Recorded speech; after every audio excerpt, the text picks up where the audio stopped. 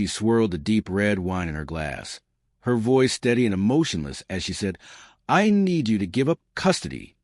The words flowed across the room like a simple favor, the kind you'd ask when replacing a broken lamp, not the earth-shattering declaration she clearly thought it was.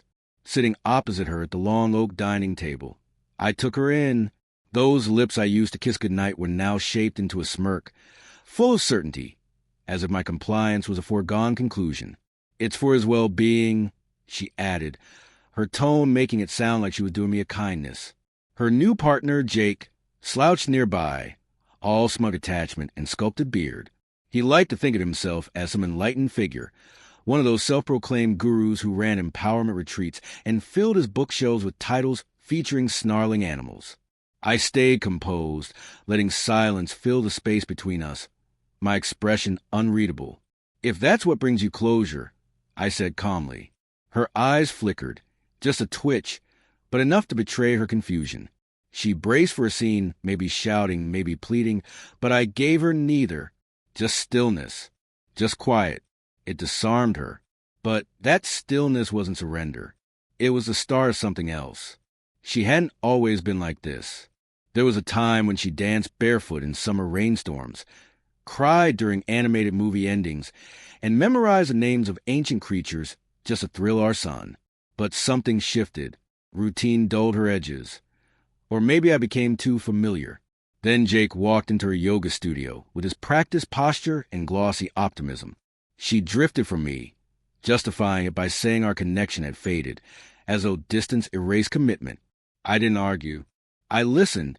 I took notes and played the role she cast me in, the discarded man, weak and resigned.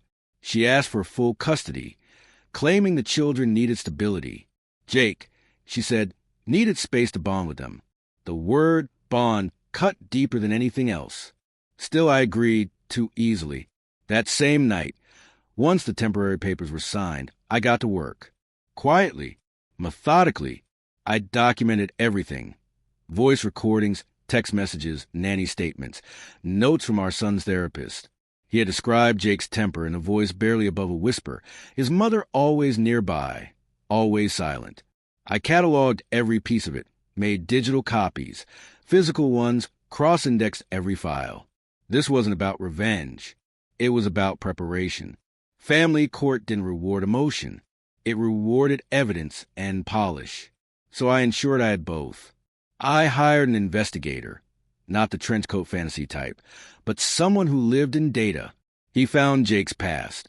A DUI, 2 buried domestic incidents, a restraining order from a woman who later changed her name.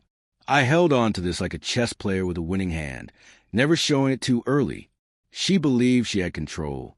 Jake's charm and her curated image gave her confidence. She saw me as pliable, predictable. So when I sent her a bouquet of lilies days before the hearing, with a note that read, "For all you've done, my gratitude," she mistook it for surrender. It was actually the first move. The courtroom felt sterile, lemon-scented and faded, like justice preserved in amber. She wore white, trying to look angelic. Jake sat beside her, expression coached, face clean-shaven. I walked in alone, dressed in gray, without a lawyer. She smirked, thought she'd won. When the judge asked if I had anything to add, I stood and handed him a thick binder.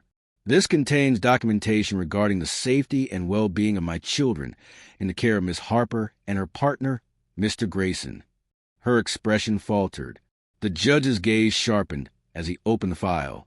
It began with transcriptions of therapy sessions, our son's words describing nights spent alone, Jake's voice yelling in the background. Then came audio clips, Jake drunk, insulting my daughter. My ex's laugh, faint in the background. Next, police records, the ones buried deep, a restraining order, a string of warnings no one had bothered to mention. "I didn't know," she murmured. Her voice cracked. "Remain silent," the judge said, his tone clipped and final. Jake snapped first. He barked in denial, then stormed out when no one listened. She sat alone, stunned, her facade crumbling. Her power was never real, not in this room, not in this story. The judge's voice was calm but decisive. "Sole custody is awarded to Mr. Harper, effective immediately." Supervised visitation granted to mother pending further evaluation. I didn't gloat. I nodded, past her without looking back. If that's what brings you closure, I whispered. That night, the kids and I had pancakes for dinner. We talked about small things, cartoons, school, what Sunday mornings would look like now. My son, voice tiny, asked if Jake would come back. No, I said, not anymore.